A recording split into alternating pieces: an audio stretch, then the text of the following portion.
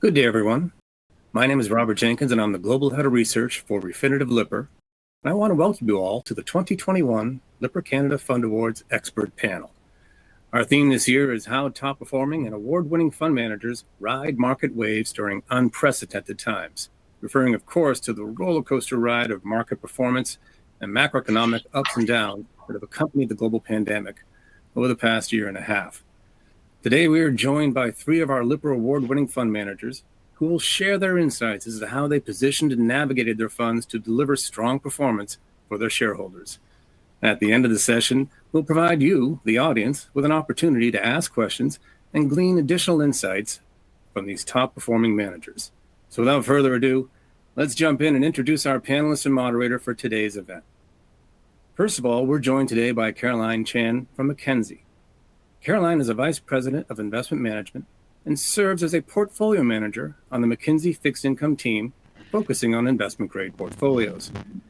Caroline has 20-plus years experience in the finance industry on both the sell side and the buy side in Toronto, Boston, London, and Hong Kong. Next, we have Tom Coutts from Baillie Gifford. Tom joined Baillie Gifford in 1999. He's been a member of the International Growth Team, which acts as a sub-advisor to the Desjardins Overseas Equity Growth Fund since March 2008. He took over as chair of that group in 2019. Finally, joining us today from Fidelity is Darren Kukekar. Darren is a portfolio manager at Fidelity Investments, where he manages Fidelity North American Equity Class and Canadian Equity sub-portfolios for Fidelity Canadian Balance Fund and Fidelity Canadian Asset Allocation Fund. Darren is also a co-portfolio manager of Fidelity Global Natural Resources Fund. And joining us today as our expert moderator is Mr. James Cowan. James is the editor of the Globe and Mail's Report on Business magazine. He was previously managing editor of Special Projects for Maclean's, where he oversaw the magazine's popular university rankings, along with other initiatives. Whenever I think about a fund's positioning, I'm taken back to 2008, 2009, which, as you'll remember well, I'm sure, but there was a common joke at the time. People would talk about that joke where someone's driving down a country road and they stop to ask someone, how do you get to a local town? And the person they're asking stops and thinks and says, I wouldn't start from here. And that was a real sort of theme at the time back in 2008, 2009. The markets were set up wrong, companies' portfolios were set up wrong, the banks were set up wrong. So the key to me is starting in the right place. And I think coming into the COVID situation 20 odd months ago, we felt we were starting in a pretty good place, because we've had a long time thesis of investing in technology and change, in growth, and that meant that we were relatively well positioned to invest, to have companies that were benefiting from and driving technological change, that were new world economies rather than old world economies, if you like. And what's been interesting to us is how much of that growth has been pulled forward and has remained. So it wasn't just a one-off acceleration. It's really allowed companies to jump into the next stage of their growth. So I think about a business like Ambu, which makes disposable endoscopes that are used in medical procedures. And suddenly in April 2020, having the risk of infection shot up people's risks, of course, people's fears. And so that a company like that really jumped over the chasm that it could have had in terms of market adoption. So for us, it's really been about identifying long-lasting structural trends, which we've been doing for many years, and then seeing some of those trends play through quite successfully in the market over the last 18, 24 months. That's how I put it. You're right. It's been a super interesting time for the world and for investing since the pandemic started about 18 months ago. So if I think back to March 2020, the market got absolutely crushed, right? And so for me, I was looking where are there quality companies on sale? And I was really attracted to the consumer sector. I think expectations were extremely low for sales and for earnings here. And so I started to dig in, right? I think on the macro side, I started to think about it and look at what could happen. I think generally, there's an expression, they say generals always fight the last war. And I kind of think that people in March of 2020 thought this was going to look like the global financial crisis, where you had a very deep consumer recession. So these companies were crushed. But I started to look through. I looked for like high quality consumer companies, so companies that had a great brand, a great product, but also resiliency. And resiliency in two ways. One, in terms of the balance sheet, right? The traditional way you would think about it, like, do they have a strong balance sheet? Do they have wide profit margins? Is there really good cash flow here? But then secondly, the business model. Do they have a resilient business model?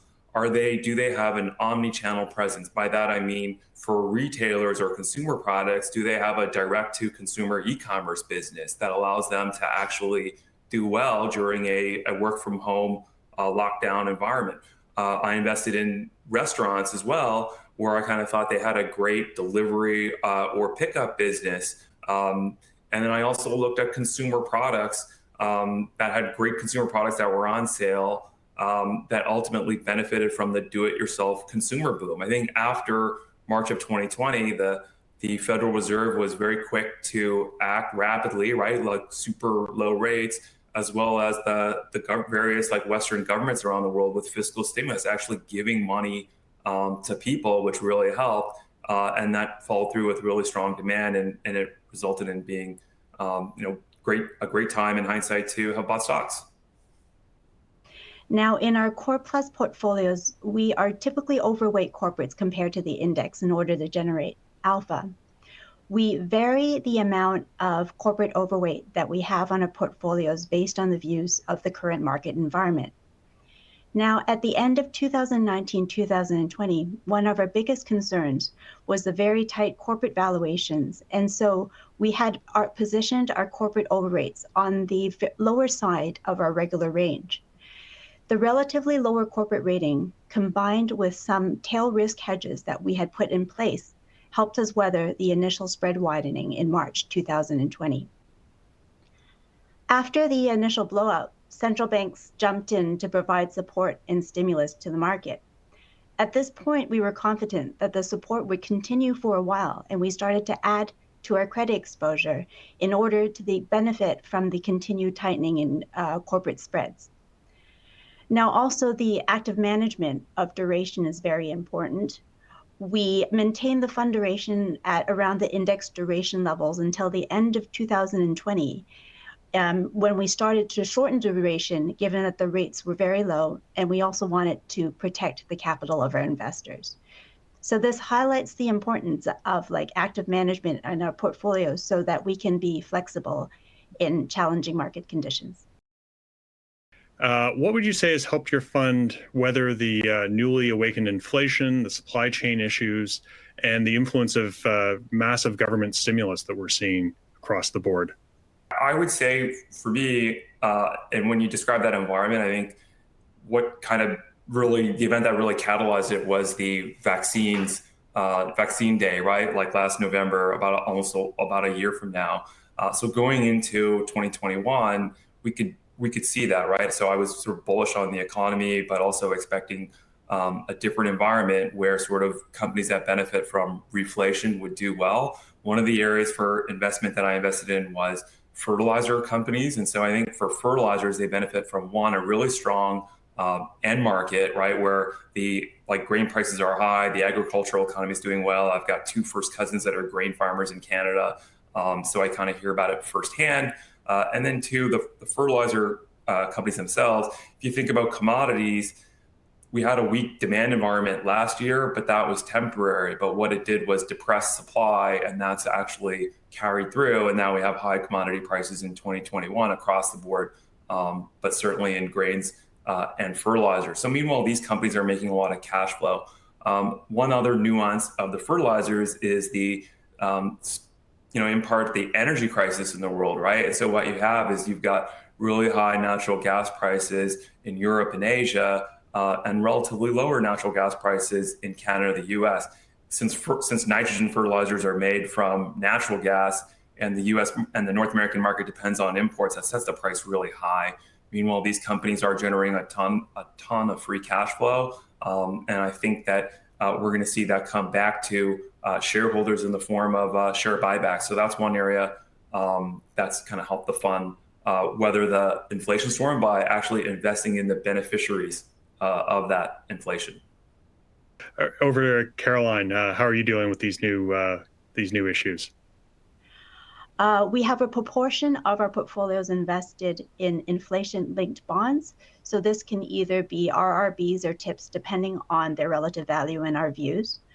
We have also increased our floating rate exposure by adding to our FRN floating rate note holdings and term loan positions, while at the same time keeping an eye on the total credit risk in our portfolios.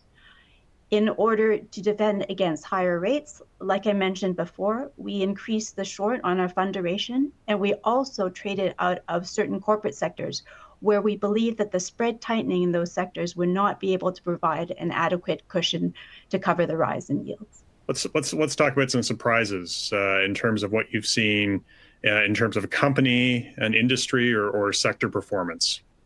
One of the things that consistently adds an element of surprise is M&A activity, which we are unable to take into account in advance.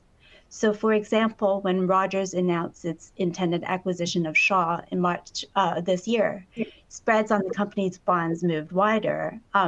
Prior to the acquisition announcement, spreads on Rogers bonds traded in line with peers, such as Bell and Telus, and now they trade 25 to 35 bips wider.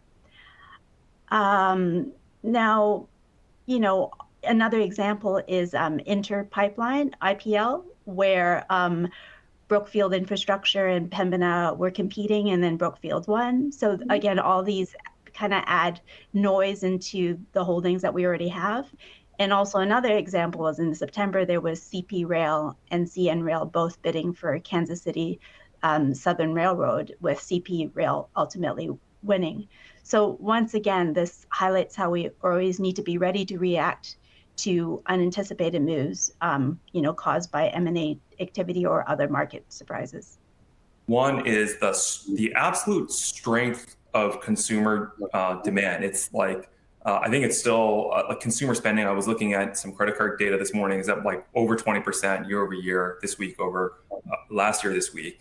And then the second thing, which goes hand in hand with that, is the supply chain issues, right? And so you talked about inflation, but supply chain is a little different, and it's exacerbated by two things, right? The strength of consumer goods demand, but two, also COVID causing shutdowns in Asia and other parts of the world where you have less supply and then there's less ships. And so two areas where I invested that benefited the fund this year. Number one is apparel, right? And so I think, like, thinking about stocks last year after the vaccine, I think the travel and leisure stocks just went straight up, day one or the first week of the vaccine. I think the apparel stocks went up, but I don't think they went up as much. So I thought there was a much better opportunity there. I kind of saw a shift in consumer wallet share, right, towards away from sort of people just staying in their houses, but the people starting to reemerge and go out socially and eventually head back to work. And I thought that would translate in greater apparel. So that really benefited. One thing I didn't expect that was a surprise was that these companies really benefited from the supply chain. The companies that could get inventory didn't discount or promote as much, so they saved in marketing and ad spend, but where they really benefited was in higher realized price and higher margins. And so that's been a really tremendous year in that area. The second area is probably talked about a lot, right? Is people talk a lot about used car prices. And so I actually owned an auto dealership thinking that people would have really strong demand for cars, because they might be a little scared of taking public transit and heading back to work. And it also really benefited from the strength in used car pricing where they had really high margins. And if I can just kind of finish this one thought off, I think maybe one of the surprises for next year is, I think at this point, for me, I think that, investors and myself, I'm getting less interested in the beneficiaries of the supply chain displacement and more interested in those companies that are going to benefit from it improving next year. And one of those areas, I think, is auto parts. Thanks. What surprised you this year in terms of a company or a sector in terms of performance? I think it would be dishonest of us not to flag the problems in Chinese education. We had an investment in TAL, one of the after-school education providers in China, and I think analytically that was clearly a mistake. It was a mistake partly because Xi Jinping, president of China, had been clear about his dissatisfaction with the education system generally. But I think more importantly for us analytically, we looked over years at examples of for-profit education companies across the world and hadn't really found many that succeeded. So we were telling ourselves that this was going to be different. And I think we knew also that the business only succeeded because of a kink, a flaw in the education system. So we just have to hold our hands up and say we got that one wrong. Now I think that's been an interesting case in itself, but it's also helped us think more deeply about some of the regulatory, political challenges affecting many Chinese tech companies that we've seen over the course of the last year. So I'm taking it in isolation, and I think you have to be clear about things that haven't worked out, and that's clearly one that hasn't. But there have been, I would say, ancillary benefits from the scars and from the experience of owning that one and working through the analytical problems that it's presented. So that would be my unfortunate surprise over the past 12 months or so.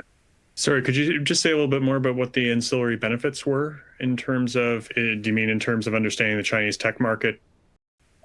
It's easy to see those as symptoms of, or something that is specifically Chinese in nature, and that is channeled through the lens of a single party state with everything that comes with that. But actually, if you think about it a bit more broadly, and I think education is one instance of that maybe, many of the problems that China is tackling through its regulatory outbursts, let's call them that, are also problems that we have in the UK, in Canada, in the US. Things like inequality, things like the power of very large tech platforms. So I don't think these are uniquely Chinese problems, and I think working through them in quite a lot of depth in the case of the education companies in China has helped broaden our perspective, has helped us think through not only what the implications may be for Chinese tech companies in other sectors, but for other tech companies outside China. I suppose that's really what I mean, because these are problems that every society is going to have to grapple with. It's unlikely to happen in quite the same abrupt manner that it happened in China, because we live in liberal democracies that have checks and balances. But I think structurally the fault lines in many cases are actually quite similar. How your fund has dealt with issues such as inflation, such as the supply chain, such as the influence that we're seeing from government stimulus. Let's talk about some of those things through the course of the year. I don't have a hugely strong perspective. The bias would be to think that on the whole we're investing in technology companies which are deflationary in nature. So we're not taking a view on inflation or deflation and trying to position the fund accordingly. We're long-term investors, and basically what we're trying to do is identify companies that have a product that their customers are willing to pay for, so that have a degree of pricing power, that have a longevity behind their business.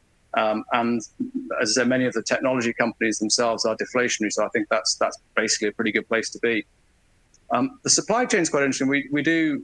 Most of our companies haven't really struggled with that. There's been the odd case where we have seen that, and one that might be interesting to delve into a bit is a business that IPO'd in the last year called Oatly, Swedish maker of oat-based milk substitute, which is quite depends on the nature of your local coffee shop, but you can go in there and get the barista edition, which is quite popular in some places.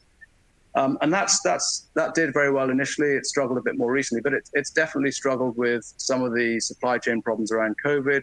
It's had its own problems ramping up manufacturing. But I think what's interesting there is what it tells you about, what it illustrates about the role that we can play as long-term investors in that.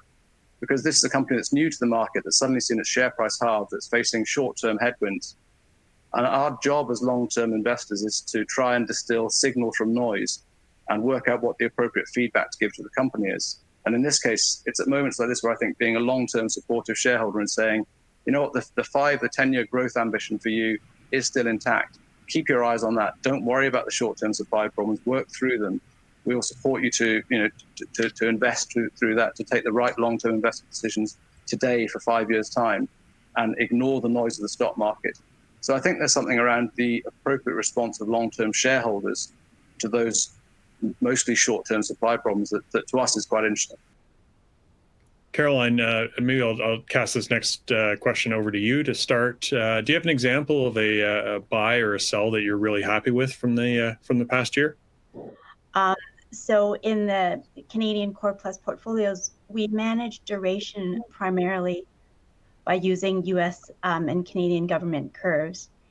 And one of the trades that we were very happy with was to move our short US duration positioning from the long end into the belly in the first quarter of this year. So we had expected the US curve to bear steepen as we expected higher headline CPI numbers in 2021.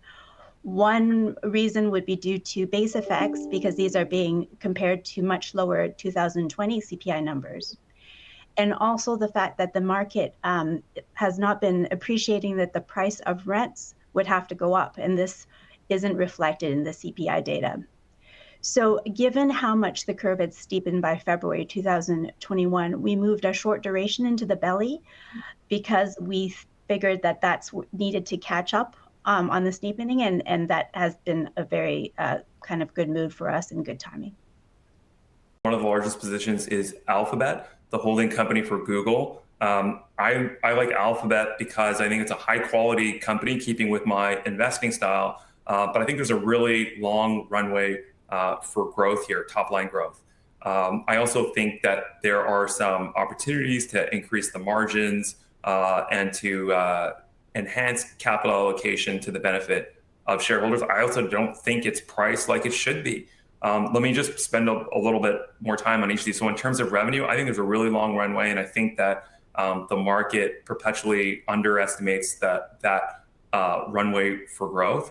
And I think there's opportunities in all their core businesses, being search, YouTube, and cloud. On the margin side, I think cloud is still not profitable. Other bets is negative and weighs on growth. I don't think it'll be negative forever, or I don't think we should. I think we should actually exclude those when we look at the profitability. So I think there's some opportunities as some of these businesses are under earning and stop under earning for margins to go up. And then on the capital allocation side, Google has like a ton of cash on their balance sheet, and I think that over the past couple of years, we've seen the CFO, Ruth Porat, starting to get a little bit more aggressive on share buybacks, and I would expect more of that in the future. I also like management. I mean, there's been a change from the founder to the CEO a couple years ago, and I mentioned the new CFO, which was, I think, like 5 or 6 years ago. She used to be at Morgan Stanley.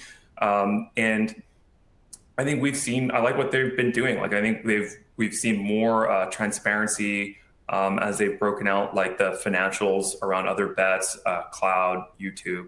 On the sell side, that's probably, I don't short, but hey, one thing that I can mention for my clients, I tend not to invest in certain sectors as much, like utilities, REITs, consumer staples, and pipelines. And I think a lot of these areas have lower growth, are more expensive. Some of them, like utilities and pipelines, are very regulated. And I think other than consumer staples, they tend to be very capital intensive and tend to be more safety stocks, but generate lower returns over time. And I have a favorable outlook, so I don't have much invested here. And since I remembered consumer staples, I want to point out that in terms of Google and the valuation, it's valued like a consumer staple stock. So think like P&G or General Mills that might have like low single digit growth.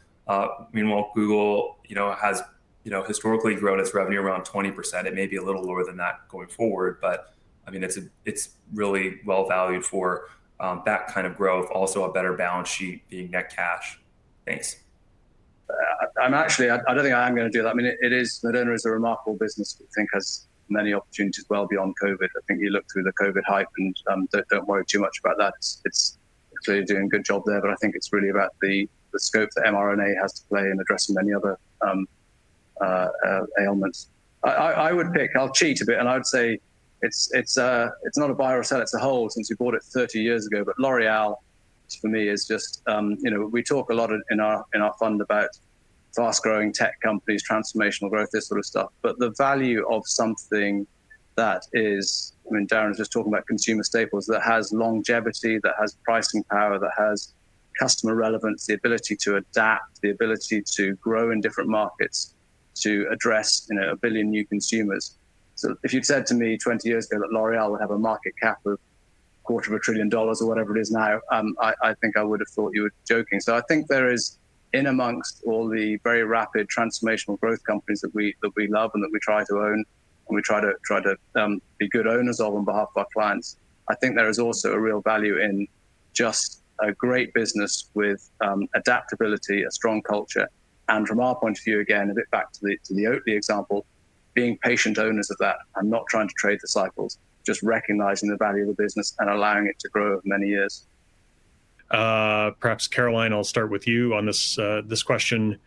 What do you think the major drivers of continued outperformance in the markets are, and what would you feel might get in the way and cause some issues over the next little while? There's 3 points. One is that currently there is already a lot of money in the financial system. 2, there's a lot more savings versus previous cycles. And 3, firms seem to have a pricing power despite higher wages and are able to pass along higher prices to customers. And this should be positive for corporate earnings. So these all hold well for kind of continued outperformance. Now, in terms of potential hiccups or hiccups that we have been seeing, I mean, one of them is, new variants in COVID, new waves of infections, hospitalizations, maybe, possibility of lockdowns. Secondly is also central banks' monetary policy uncertainty, particularly with the speed at which QE is removed, and also the timing of the, when rates will rise, and also geopolitical tensions that can flare up at any time. So for us, it's we have a bias to the upside and to think optimistically. And for me, it's around what drives markets is corporate innovation. It's the ability of, as Hendrik Bessenbinder at Arizona State showed in a paper a few years ago, it's the ability of a relatively small number of companies to invest behind their businesses, to develop new products, to find new markets, to do the core job of running a business well. And a small number of those companies deliver exceptional returns for their investors. Some of them do it like L'Oreal over many years of compounding. Some of them do it in lumpier, short-term, maybe more short-term ways. Perhaps like Alphabet a few years ago, and perhaps now, maybe like Tesla in the last couple of years, be a poster child of that. So we see our task as long-term growth investors as being to identify businesses with big growth opportunities, with a culture that's aligned, that gives them the chance of taking advantage, and with the possibility of developing a competitive edge. And then it's about deliberately taking risk on behalf of our clients to own those companies and to back them when they're doing well and to own more of them. And if we do well in that task, then we try not to pay too much attention to the ups and downs of stock markets. It's difficult to completely ignore it, but we're focused on the companies we own rather than markets generally. So that's how I think about it. That's my sort of mental model for investing in the way we do. The stock market seems to really be focused on the Fed and the Fed moving from not from being your friend to maybe not being your friend, and to the data the Fed looks at unemployment and inflation and Omicron and COVID. What I'm going to say is I think that a lot of this is priced into the market because I think everyone's talking about it, everyone's focused on it. People have already freaked out over it, and I think what's really going to matter is the micro. It's going to be company fundamentals, and it's going to be earnings, right? And I think it's going to be companies that can increase their earnings power like significantly above consensus are going to do well. And like that's our process. And so we're trying to turn over a lot of rocks, and that's where we're looking. Thanks so much. And we have had some questions flow in through the audience. So thank you to our friends out on the internet. First question, I think I'll direct to Tom. How important is ESG integration to your investment selection process? As you've gathered, we're long-term investors. If you're a long-term investor, you have to take sustainability in its broader sense seriously. You have to think about stakeholder value rather than shareholder value, those sorts of things, because ultimately every business has to have a social license to operate. And if it transcends the boundaries of that social license, it's not going to be allowed to continue to do business. And in a sense, that's what happened with the Chinese education company, right? So we think it's core to what we do. One of the most long-term encouraging, short-term problematic trends, I think, in the last year or so has been the rise of ESG up the agenda. Now, it's long-term great because it means everyone's paying more attention. It's short-term problematic because you've got a flurry of people running around trying to come up with new metrics, new measurements for analyzing these things, new ways of categorizing managers into boxes. And I think that's unhealthy, but probably necessary. It's probably a stage we have to go through. So we see our task as being to be good stewards of the investors we own, of the companies we invest in, trying to make sure they're doing the right thing for society as well as for their shareholders, and emphasizing that those two should not be in conflict. So it's more of I think that the Northern European model of capitalism, the sort of Scandinavian model, seems to me to be pretty well structured, I think. And it's that sort of mental model that we would have in mind. We have a huge process around it, from the analysts to myself. One of the other things I'll comment on here that might be interesting is trying to use ESG to increase the returns of the funds for shareholders. And so I think one way to think about it is companies that are perceived as being better at ESG and are actually better at ESG benefit by a lower cost of capital or a higher multiple. And so one of the things I've tried to do is try to find companies that could benefit from that. And so I think last year, earlier on in the year, I invested in solar stocks. Maybe another area that's less obvious would be waste management companies that have big recycling businesses. Another area that I invested in the past was aluminum beverage can companies, which benefit because they're almost infinitely recyclable as opposed to the plastic water bottle businesses. What's your view on 20 to 30-year U.S. yield curve inversion? There's a specific kind of class of buyers or investors in that sector, which would be pension funds. And, in terms of those type of flows could be pushing the yields down. But I feel that, they're artificially low. They shouldn't stay here, and they will revert back over a period. How long, I'm not too sure, but it's I think would be primarily flow driven. Which sectors or market segments are you paying more attention to as we enter 2022? So lots. So I guess where to start? So rails. I think rails are super interesting. I own CP Rail in my funds, and I have for a long time.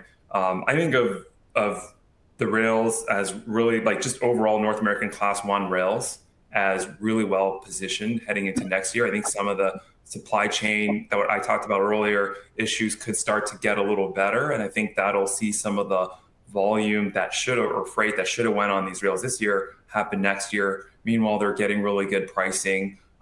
There's some inflation, but they're able to cover it with pricing. So I think they're net beneficiaries, and I think that should help on the margin front. I think for the Canadian rails and CP in particular, CP is trying to do a transformational acquisition of the Kansas City Southern Rail. And I think that results in the company adding all three North American coasts, right? Like the Gulf of Mexico as well. So they'll be well diversified geographically, also by freight. And I think the management here is really strong. And I think they'll be the fastest growing rail. So that's something I'm excited about. Some of the other industries that I'm really focused on are really like information services companies that own data and they're able to sell it.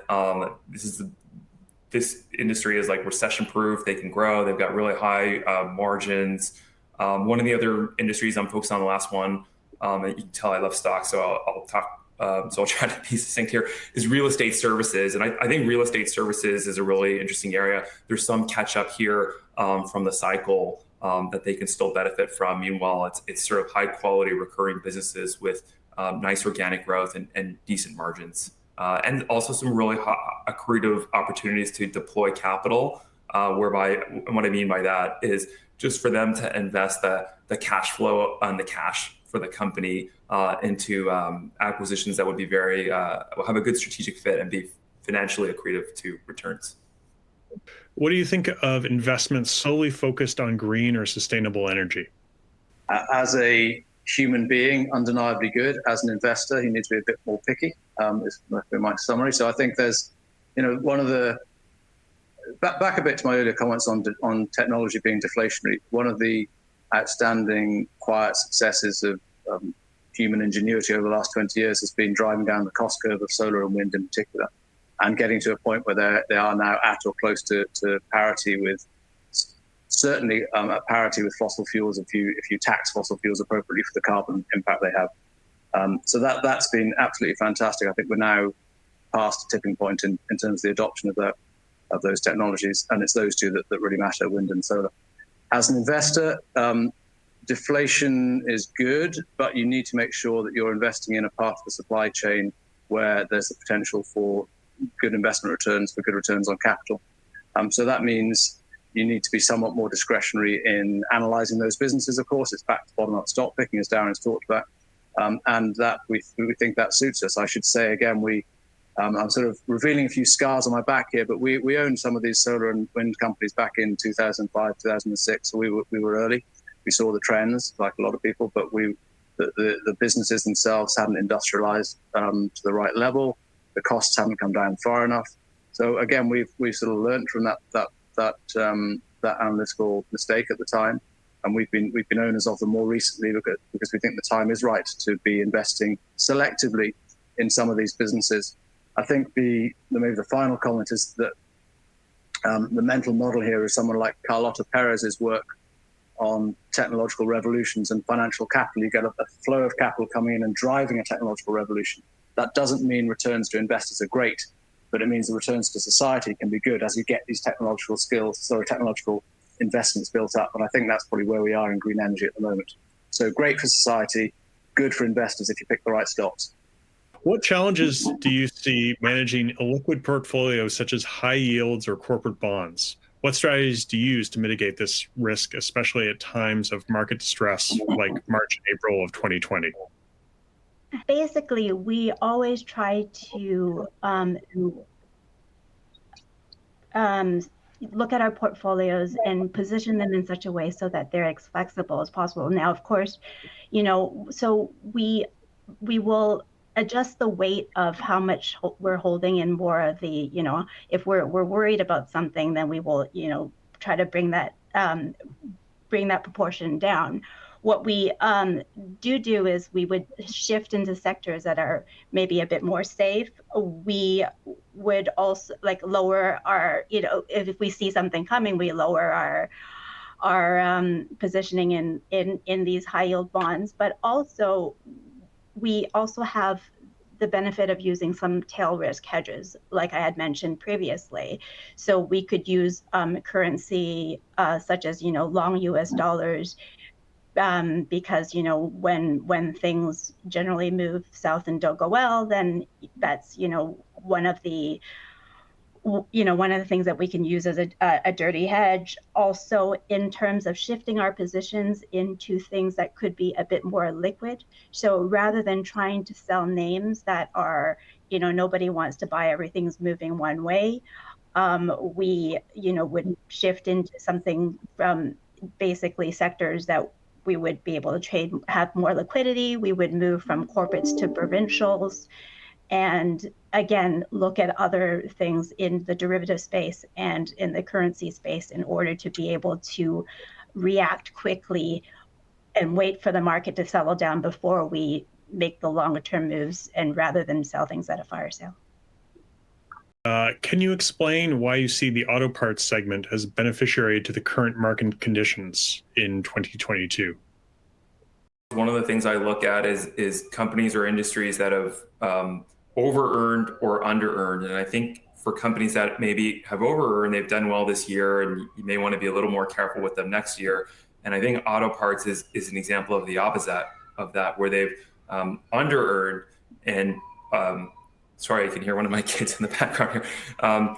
And so I think for auto parts, I think the semiconductor chip shortage really hit the industry volumes this year and hit production. And so it really hurt their earnings. Meanwhile, you had rising labor and commodity costs. And so I think that they're really well positioned. I think one, they've been priced lower as a result of it, and they haven't done that well. And two, I think you could really see strong earnings growth next year, really rebound as eventually the earnings chip shortage kind of alleviates a little bit and auto production volumes go up, and they're able to price to recover some of the commodity cost inflation. So I think it's an attractive industry.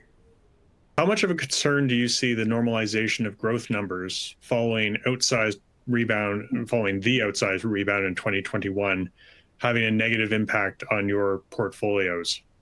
Tom, maybe you could jump in on that one first.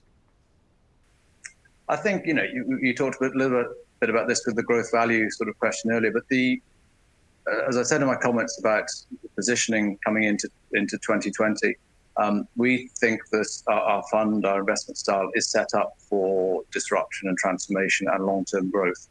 And I guess to the extent that the rebound has allowed some of the companies that we see as structurally challenged to prolong their lives a little bit, then that's maybe delayed the process of consolidation or allowed them to struggle on for a bit longer than we think was maybe otherwise likely to be the case.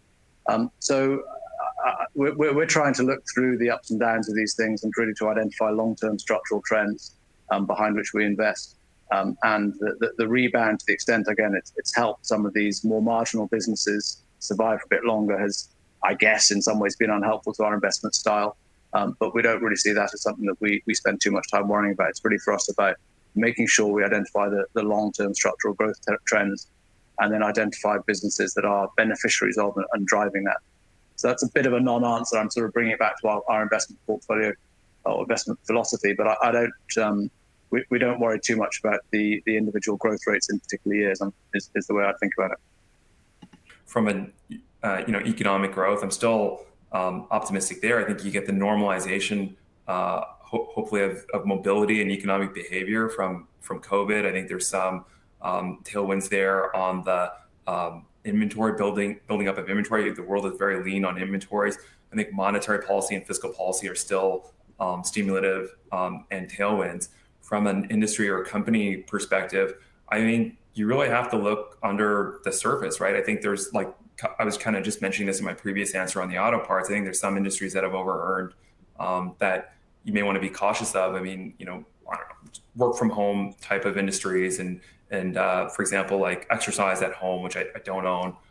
Maybe that's one, maybe it's not. But I mean, industries like that or home furnishings, which people may not spend the same amount on as going forward. You may want to be a little more careful. And I think there's other industries that have under-earned, which I mentioned. Auto parts is one, and I think Tom was talking about growth companies and technology. And I think some of these companies haven't done as well this year, and they may actually have easier comps going into next year. So I think I think you really have to think it through on a more micro basis. Thanks. What is your duration positioning? What conditions need to prevail for a curve to continue steepening? We are worried about inflation. We're worried about higher rates. So we maintain a short duration versus the index. Now we adjust this, so we move this around to give us a little bit of flexibility and in order to deal with kind of short-term movements. So again, we could discuss this by increasing or decreasing our short position, and also at which point of the curve that we're looking at. And I'm just thinking in terms of the question on, what conditions need to prevail for the curve to continue to steepen. I think the curve can, bear steepen if Fed moves too slowly, and that's what. And also, in terms of a bull steepening, if there's another big risk-off event that can happen too. So. Again, just to summarize, we are short, but we are very kind of nimble in our short and move it accordingly. I think we're just about at time, so I'd like to thank everybody for taking the time to speak with us today, and for the tremendous audience participation as well. So Caroline, Darren, Tom, thank you so much for participating. Thank you to everyone out there, and thanks so much for taking the time this afternoon. That was great. Thanks so much. Thanks for the great questions. Happy to be here. Thanks, Jim. Thank you.